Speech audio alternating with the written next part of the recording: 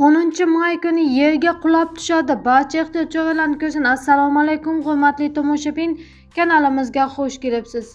Videodan to'liq xabardor bo'lishni istasangiz kanalimizga obuna bo'lib, video roliklarimiz ostiga bir dona like va podpisatsiya tugmachalarini bosib qoldiring.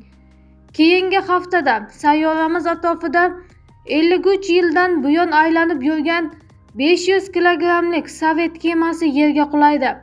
1972-yilda uchirilgan Kosmos 482 kemasi Veneraga uchishi kerak edi, ammo nosozliklar tufayli u hech qachon Yer yonidagi orbitalarga chiqa olmaydi va endi taxminan 10-mayda Yerga qulaydi.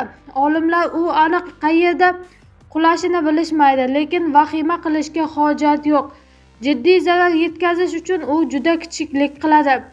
Uning birovgina boshiga tushishi ehtimoli esa chaqmoq urishi ehtimolidan ham kamroq deyiladi xabarda.